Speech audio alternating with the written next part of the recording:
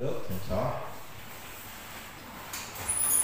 Baik Bapak Ibu, mari kita buka firman Tuhan kita di dalam kitab Roma pasalnya yang ke-8. Kitab Roma pasal yang ke-8. Kita akan membaca di ayat yang pertama hingga ayat yang ke-17. Roma pasal 8 ayat yang pertama hingga ayat 17. Kita cepat saja kita baca. Mari kita lihat bergantian kita membacakannya. Hidup oleh Roh. Demikianlah sekarang tidak ada penghukuman bagi mereka yang ada di dalam Kristus Yesus.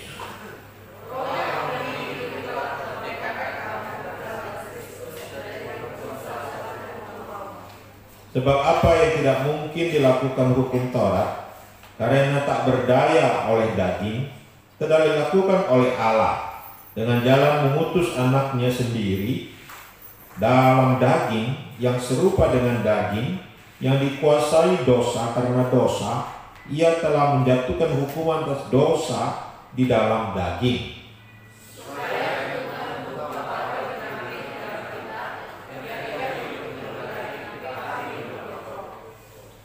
Sebab mereka yang hidup menurut daging memikirkan hal-hal yang dari daging. Mereka yang hidup menurut Roh memikirkan hal-hal yang dari Roh.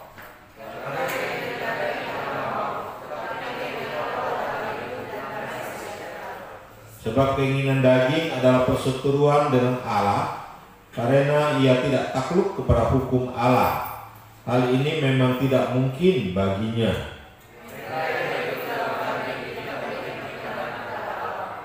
Tetapi kamu tidak hidup dalam daging, melainkan dalam Roh. Jika memang Roh Allah diam di dalam kamu, tetapi jika orang tidak memiliki Roh Kristus, ia bukan milik Kristus.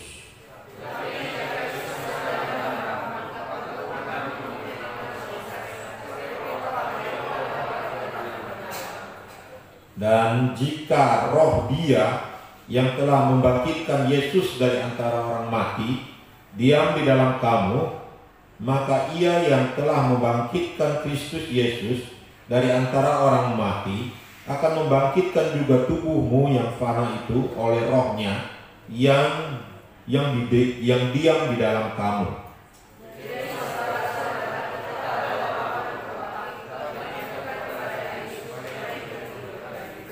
Sebab jika kamu hidup menurut daging, kamu akan mati. Tetapi jika oleh Roh kamu mematikan perbuatan-perbuatan tubuhmu, kamu akan hidup. Sebab kamu tidak menerima roh perbudakan yang membuat kamu menjadi takut lagi, tetapi kamu telah menerima Roh yang menjadikan kamu anak Allah. Oleh Roh itu kita berseru, ya Aba, ya Bapa.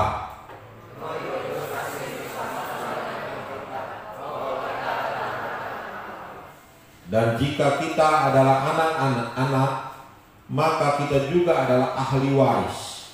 Maksudnya orang-orang yang berhak menerima janji-janji Allah yang akan menerimanya bersama-sama dengan Kristus. Yaitu jika kita menderita bersama-sama dengan Dia, supaya kita juga dipermuliakan bersama-sama dengan Dia. Merdeka. Bapak Ibu yang dikasihi oleh Tuhan, kita bersyukur negara kita sudah merdeka 79 tahun. Ya, puji Tuhan, negara ini terbentuk, dimerdekakan oleh Tuhan, diberkati oleh Tuhan sampai hari ini. Ya. Saudara-saudaraku dikasihi oleh Tuhan, hari ini kita mau belajar tentang kemerdekaan yang seutuhnya. Ya, kemerdekaan yang seutuhnya. Ya. Saudara-saudara, karena ada orang yang merdeka secara fisik, tetapi secara rohani tidak merdeka. Ya. Secara fisik dia tidak ada intervensi lagi, tidak ada perbudakan lagi, tidak ada masalah lagi, tapi di dalam roh dia belum merdeka. Nah, saudara-saudaraku dikasihi oleh Tuhan, kita mau melihat dari pembacaan firman Tuhan ini Bagaimanakah kita merdeka di dalam Tuhan Yesus? Dikatakan di dalam Tuhan Yesus kita telah dimerdekakan. Di dalam ayat yang pertama, demikianlah sekarang tidak ada penghukuman bagi mereka yang ada di dalam Kristus Yesus. Ya, ada kemerdekaan. Dan ayat yang kedua juga, Roh yang memberi hidup telah memerdekakan kamu dalam Kristus dari hukum dosa dan hukum maut. Saudara-saudaraku dikasihi oleh Tuhan Yesus, ada kemerdekaan di dalam Tuhan Yesus. Kemerdekaan yang membuat kita merdeka dari hukuman dosa. Jadi ada kemerdekaan dari hukuman dosa. Kemudian saudara-saudaraku dikasihi oleh Tuhan, juga ada kemerdekaan dari hukum maut, saudara. Ya, kalau hukum dosa dan hukum maut ini berbicara tentang hukuman yang kekal juga. Berbicara tentang hukuman yang kekal, yaitu di dalam neraka. Jadi kita orang percaya, orang yang berada di dalam Tuhan itu tidak akan mengalami hukuman yang kekal di dalam neraka. Ini kemerdekaan yang luar biasa.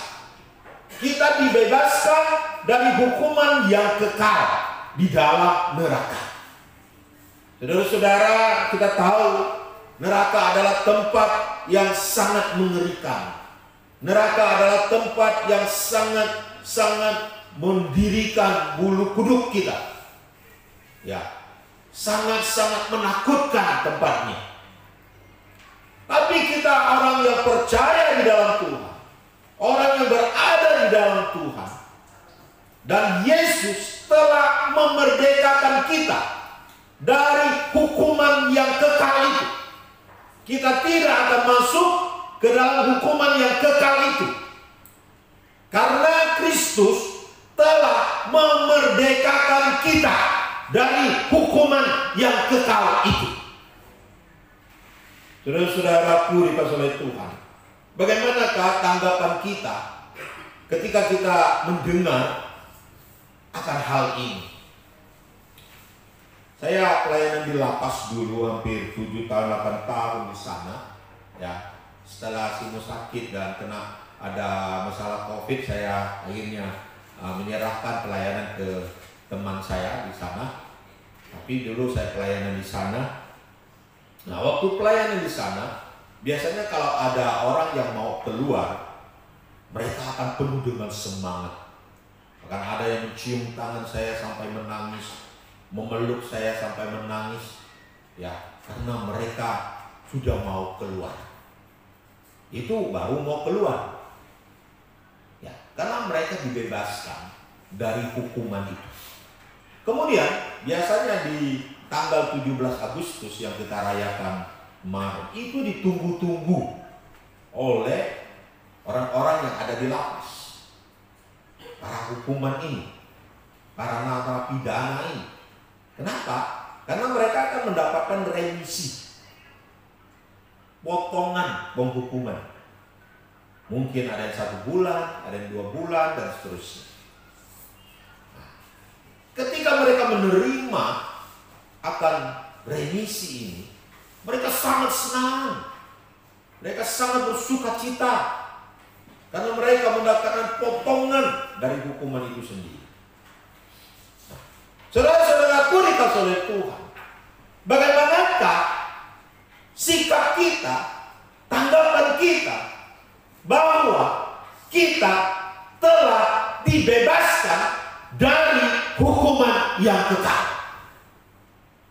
Apakah kita ada bersuka cita karena kita adalah orang-orang yang tidak masuk ke dalam hukuman yang kekal itu? Hukuman yang kekal lebih mengerikan dari penjara manapun di dunia ini.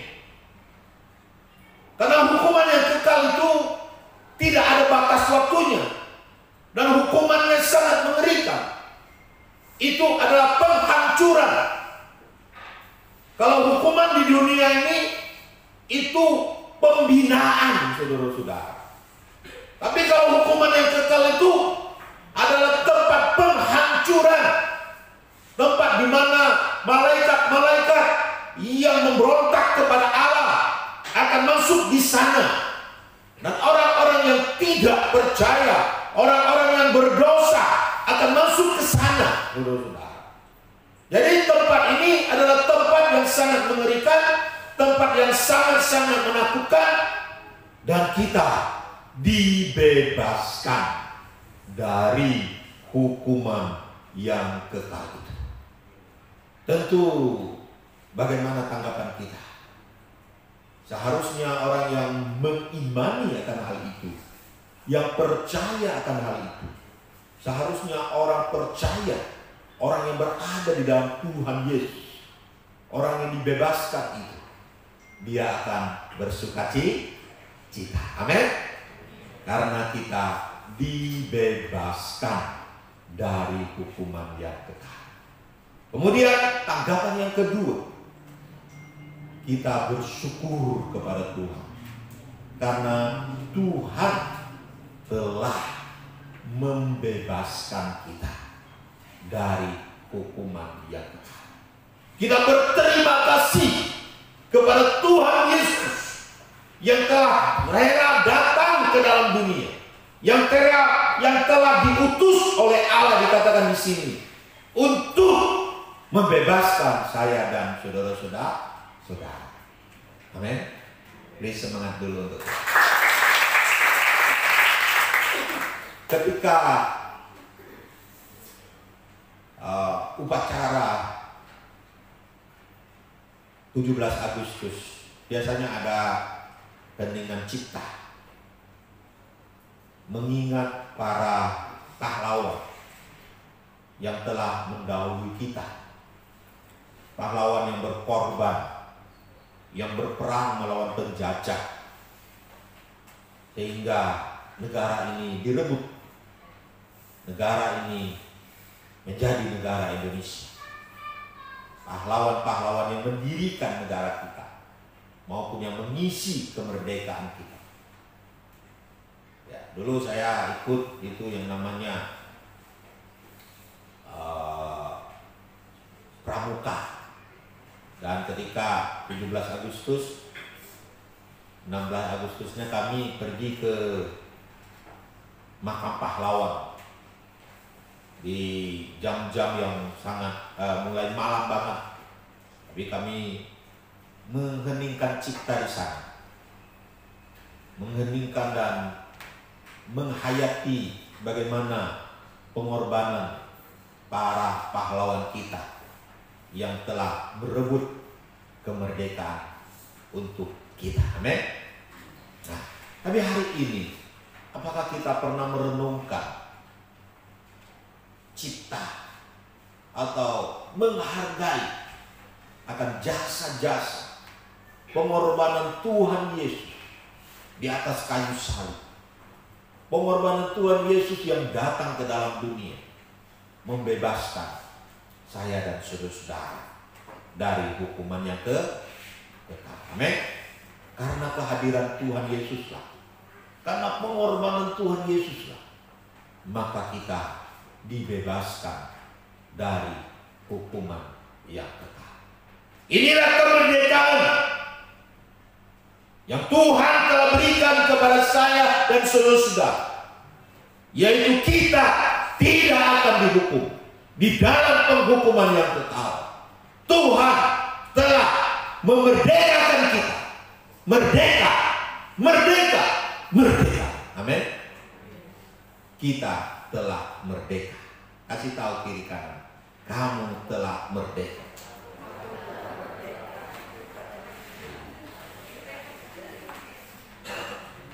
Saudara-saudaraku dikasihi oleh Tuhan Yesus, inilah kemerdekaan yang pertama yang Tuhan berikan kepada kita. Ada kemerdekaan yang kedua yang Tuhan berikan kepada kita, Makanya saya katakan tema kita adalah kemerdekaan yang seutuhnya. Kemerdekaan yang seutuhnya. Tuhan tidak hanya memerdekakan kita dari hukuman yang kekal di dalam neraka, tapi Tuhan juga memberikan kita kemerdekaan di dalam kehidupan ini, di dalam kehidupan di dunia ini. Tuhan memberikan kita kemerdekaan di dalam kehidupan di dunia ini. Bagaimanakah corak, bagaimanakah jenis kemerdekaan yang Tuhan berikan kepada kita di dalam dunia ini? Kehidupan kemerdekaan yang Tuhan berikan di dalam dunia ini adalah kemerdekaan dari dosa karena daging. Tuhan membebaskan kita dari keinginan daging, dari perbuatan-perbuatan daging. Apakah artinya dosa di dalam daging, saudara-saudara? Apakah keinginan-keinginan daging itu? Kalau saudara-saudara teliti dari ayat demi ayat, kata demi kata, saudara-saudara akan bertemu bahwa daging itu tidak takluk kepada hukum Allah. Kemudian perbuatan daging itu adalah perbuatan yang berseteru dengan Allah. Kemudian lagi, perbuatan daging adalah perbuatan yang tidak berkenan kepada Allah. Jadi saudara-saudaraku dikasih oleh Tuhan, perbuatan daging itu perbuatan apa? Kalau dari beberapa kata ini kita bisa menyimpulkan bahwa perbuatan daging adalah perbuatan-perbuatan yang tidak sesuai dengan kehendak Allah. Kemudian perbuatan-perbuatan daging adalah perbuatan-perbuatan yang tidak tunduk kepada hukum Tuhan atau firman Tuhan. Kalau di sini dipakai hukum Taurat, saudara-saudara. Lalu perbuatan-perbuatan daging ini adalah perbuatan-perbuatan yang menentang Allah. Perbuatan-perbuatan yang tidak sekehendak dengan Allah. Itu adalah perbuatan daging. Dan perbuatan daging nggak bisa diselesaikan oleh hukum Taurat, dikatakan oleh Alkitab di sini. Mengapa? Alkitab hukum Taurat hanya datang berkata, jangan menyembah ini patung ini. Jangan bersaksi dusta, jangan mencuri, jangan menzina, jangan berbuat ini dan berbuat itu dalam 10 hukum perintah Allah. Ya, tapi hukum Taurat hanya menyatakan. Hukum Taurat nggak bisa menyelesaikan akan dosa itu sendiri.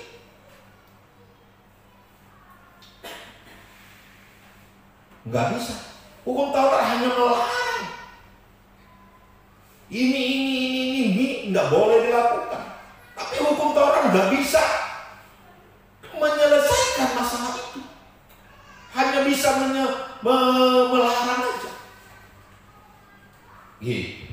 Nah, dan Tuhan Yesus datang ke dalam dunia menyelesaikan persoalan ini di atas kayu salib dan di dalam kehidupan orang percaya. Dari hari ke hari, di dalam hidup pengampunan Tuhan, itulah jalan keluar. Dan juga Yesus mengutus Roh Kudus. Yesus menyerahkan Roh-Nya supaya kita bisa mengalahkan akan keinginan daging itu. Amin. Makanya di situ dikatakan, jika kita hidup oleh Roh, maka kita akan mematikan perbuatan-perbuatan tubuh kita, perbuatan-perbuatan daging kita, perbuatan-perbuatan dosa kita. Tapi dikatakan dimulai dari pemikiran-pemikiran kita. Barang siapa yang hidup dipimpin oleh Roh, maka dia akan memikirkan hal-hal yang berasal dari roh. Tetapi barang siapa yang hidup di dalam daging, dia akan memikirkan hal-hal berasal dari daging. Berarti di sini itu sangat penting. Pikiran itu sangat penting. Jika kita memikirkan hal-hal yang berasal dari roh, maka kita dipimpin oleh roh. Tetapi kalau kita memikirkan hal-hal yang bersifat daging, maka kita akan mengikuti kedagingan kita. Memang ada yang menyebutkan apa yang engkau lakukan itu berasal dari pikiran. Apa yang engkau pikirkan, maka itulah yang akan kita lakukan. Ya, walaupun ini tidak semuanya benar. Apa yang kita pikirkan akan bisa kita lakukan. Dan setiap perbuatan kita itu juga dihasilkan dari pikiran kita. Ya, kecuali orang gila ya. Dia tanpa berpikir lagi bekerja. Dia tanpa berpikir lagi berbuat. Tapi orang yang waras, orang yang sehat, pasti berpikir dulu, baru dia bekerja. Dan pikiran itu adalah motor penggerak di dalam perbuatan-perbuatan kita. Jadi saudara-saudaraku dikasih oleh Tuhan, kita harus berpikir yang berasal daripada roh, maka kita hidup dipimpin oleh roh. Roh di sini adalah Roh Kudus. Apa itu Roh Kudus? Roh Kudus itu roh kebenaran, Alkitab mengatakan. Dan Roh Kudus itu bekerja di dalam kebenaran. Roh Kudus itu memimpin orang percaya kepada kebenaran. Apa itu kebenaran? Kebenaran itu firman Tuhan. Tidak ada yang lain. Firman Tuhan itulah kebenaran. Jadi saudara-saudara, kesimpulan yang kita dapatkan adalah memikirkan hal-hal yang berasal dari roh adalah memikirkan firman Tuhan dalam hidup kita. Memikirkan firman Tuhan dalam hidup kita.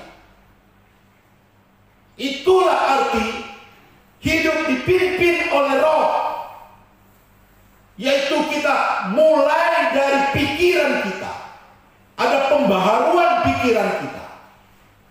Pikiran kita dipenuhi, diperbaharui oleh kebenaran-kebenaran firman Tuhan. Kita hidup dalam pemikiran akan firman Tuhan. Makanya Alkitab berkata, renungkanlah firman Tuhan itu siang dan malam. Bukan hanya siang, tapi malam juga. Ini menggambarkan sebuah kebiasaan terus-menerus, kontinuitas terhadap firman Tuhan. Saudara-saudara, kita diciptakan oleh kebiasaan-kebiasaan kita. Kebiasaan-kebiasaan kita menciptakan hidup kita.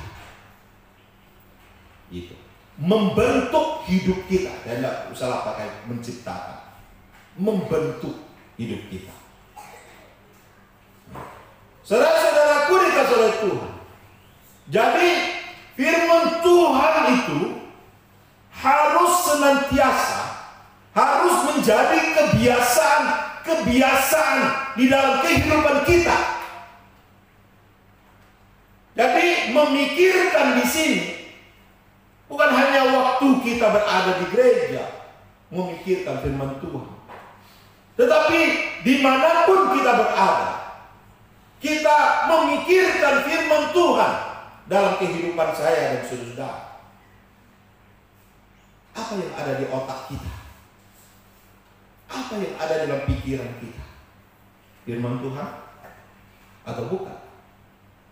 Ya, jika kita ingin hidup mengalahkan dosa, mengalahkan daging, maka hidup kita harus dipenuhi dengan firman Tuhan. Dimulai dari pikiran kita, memikirkan firman Tuhan. Amin.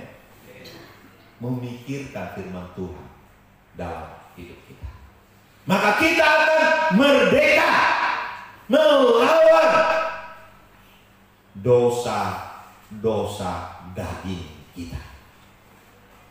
Amin. Dosa daging kita akan dikalahkan oleh pimpinan Roh Kudus. Ketika kita berserah kepada kuasa Roh Kudus dan mengikuti apa yang Roh Kudus inginkan, maka disitulah kita mengalami kemerdekaan dari perbuatan daging kita. Saudara-saudara, maka kita bisa berubah. Amin. Kasih tahu kepada kiri kanan, kamu sanggup mengalahkan dosa dalam diri.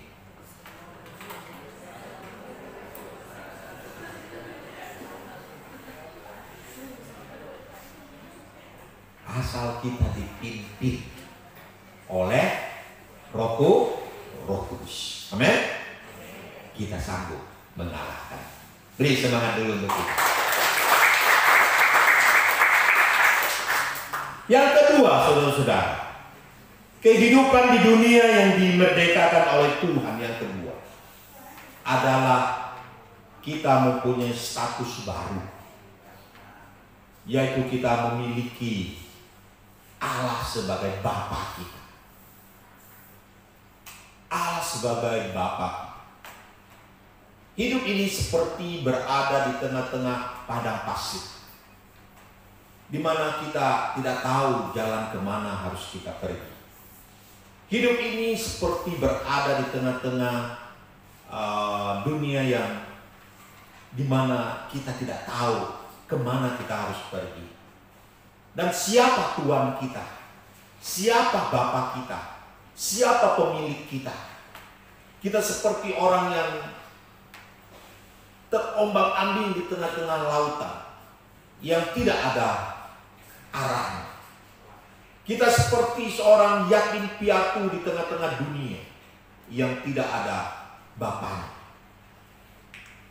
Tetapi ketika kita percaya kepada Tuhan, ketika kita menerima Tuhan Yesus sebagai Tuhan dan Juru Selamat kita berhak memanggil Allah sebagai Bapa.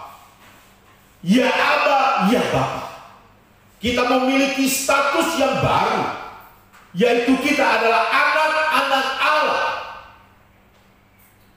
Kita telah merdeka dari pengembaraan kita di tengah-tengah dunia ini. Kita telah merdeka di tengah-tengah kesepian kita, di mana kita tidak memiliki pemilik, di mana kita merdeka dari pengaruh-pengaruh jahat, pengaruh iblis, pengaruh setan, pengaruh dunia ini, pengaruh hidup kita sendiri. Dan kita memiliki seorang Bapa. Seorang Bapa. Luar biasa. Bapa kita adalah pencipta alam jagat raya. Amin. Bapa kita adalah Allah yang telah mati di atas kayu salib. Allah yang penuh dengan belas kasihan, Allah yang penuh dengan kasih. Dan itulah Bapa kita. Luar biasa. Apakah saudara-saudara menyadari itu? Kita sebagai anak Allah. Oh, kalau kita jadi anak presiden, kita bangga, ya kan? Kita sebagai anak konglomerat, kita bangga. Tapi kita ini menjadi anak-anak Allah, anak yang luar biasa, lebih dari segala-galanya. Amin. Beri semangat dulu untuk kita. Harusnya ini membanggakan kita. Seharusnya ini memberikan semangat baru bagi kita. Seharusnya ini membuat kita semakin hidup dalam dunia dengan penuh semangat, penuh sukacita, penuh damai sejahtera. Dan membuat kita tidak takut lagi. Alkitab berkata, bukan roh ketakutan, bukan roh perbudakan. Ketika Roh Kudus tinggal di dalam kita, ketika kita percaya Tuhan Yesus, Roh itu bersaksi bahwa kita adalah anak Allah bersama-sama dengan roh kita. Kita adalah anak-anak Allah. Kasih tahu kiri kanan, kamu adalah anak Allah. Amin. Amin. Nah, yang ketiga, saudara-saudara, kemerdekaan yang diberikan oleh Tuhan kepada kita di dunia ini, kemerdekaan yang bagaimana? Yaitu kita diberikan yang namanya warisan, saudara. Di ayat 17 dikatakan, dan jika kita adalah anak, maka kita juga adalah ahli waris. Maksudnya orang-orang yang berhak menerima janji-janji Allah, yang akan menerimanya bersama-sama dengan Kristus, yaitu jika kita menderita bersama-sama dengan Dia, supaya kita juga dipermuliakan bersama-sama dengan Dia. Wow, luar biasa, ya kan? Udah menjadi anak Allah, tidak cukup di situ aja, tapi juga menjadi seorang ahli waris. Ahli waris itu adalah orang yang berhak menerima warisan dari orang tuanya. Senang gak? Siapa di sini punya orang tua yang kira-kira memiliki warisan 10 miliar? Wah. Saya pikir Pak Alay ada kali ya, 10 miliar lah. Yang mewarisinya siapa? Ya anak-anaknya. Ya kan? Anak-anak. Kalau 10 miliar mungkin dibagi-bagi. Ada 4 anak, ya 4 orang, 2,5, nah, dapat. Wah, senang kan? Tapi jangan gara-gara senang mendapat warisan lalu berdoa supaya bapak saya cepat-cepat mati, supaya saya dapat warisannya, gitu kan? Bangga kan? Kalau kita memiliki orang tua yang kaya, kita berhak menerima warisan dia. Gitu. Berhak. Karena itu memang hak kita. Berhak. Nah, kan warisan yang dikasih orang lain, pasti kasih ke kita. Kecuali kita jadi anak yang hancur-hancuran ya. Bisa saja. Saya dengar, nggak tahu benar nggak, itu Jackie Chan itu punya anak, tapi warisan Jackie Chan nggak kasih ke anaknya, dikasih ke sosial dan sebagainya, karena anaknya nggak baik, nggak bagus, makanya dikasih. Ya, ini nggak tahu benar atau enggak, saya nggak tahu. Ya. Tapi wajarnya adalah seorang orang tua akan mewariskan seluruh hartanya kepada anak-anak. Nah, sekarang kita tanya, harta Tuhan itu berapa banyak sih? Harta Tuhan berapa banyak? Saya tanya dulu. Tidak terhitung. Tak terhitung lah. Tak terhitung lah, harta Tuhan itu tak terhitung. Itu kan dunia aja bagi dianya seperti setitik debu atau sebuah pingpong saja. Alam semesta ini, timur darat, utara selatan, seperti sejengkal saja. Nah, berapa harta dia? Saya mau tanya. Harta Tuhan tak terbatas. Amin. Makanya kita orang percaya, kita diwariskan harta itu. Itu ada warisan bagi saya dan saudara-saudara. Tapi kita bertanya, kok Tuhan wariskan sama saya, kok saya miskin? Kok saya nggak ada apa-apa? Iya, tentu ada waktunya Tuhan beri bagi kita. dan ada porsinya bagi kita. Kita juga perlu mengimani akan hal itu. Kita juga perlu berdoa. Amin. Meminta pada Tuhan. Makanya Tuhan katakan, mintalah maka kamu akan diberikan. Ketoklah maka pintu akan dibukakan bagimu. Carilah maka kamu akan mendapat. Kamu tidak dapat apa-apa karena kamu tidak berdoa. Nah, itu dia. Bahkan kamu berdoa, kamu meminta untuk memuaskan nafsu dagingmu. Nah, Tuhan katakan juga begitu. Tuhan memberi untuk kebaikan kita, bukan untuk menghancurkan hidup kita. Nah, itu dia. Jawaban doa itu seperti itu. Tuhan memberi untuk membahagiakan kita. Tapi Tuhan tidak pernah memberi kepada kita untuk menghancurkan hidup kita. Amin. Amin. Apakah saudara-saudara percaya kepada pemeliharaan Tuhan? Amin. Dari yang tidak ada menjadi ada. Harus yakin. Allah penuh kuasa. Itu juga warisan bagi kita. Dia memberikan kuasa di dalam doa kita. Tadi pagi Ibu Dewi bersaksi, dia sakit gigi tengah malam, tidak ada obat, tidak ada apa-apa. Lalu mau tidak mau dia datang pada Tuhan berdoa, dia tumpang tangan, dia tengking seperti Pak Step tengking gitu segala penyakit. Tidak lama, hanya hitungan detik sembuh sakit gigi. Dia bersaksi dari tadi. Amin. Tuhan juga memberi kuasa kepada kita. Dia mewariskan itu semua bagi kita. Ya. Maka doa-doa kita menjadi efektif dan menjadi doa yang penuh kuasa. Amin. Ya. Untuk memerdekakan kita dari dunia ini. Tentu setan pun takutlah kita memiliki kuasa. Amin. Jika kita berdoa menengking setan lalu tunggang langgang, karena kita diberi kuasa untuk mengusir setan, bukan diusir setan. Tapi kebanyakan orang Kristen diusir setan, bukan mengusir setan. Betul tak? Betul tak? Betul tak? Mau tes? Ya, ada rumah yang penuh dengan setan, mau beli?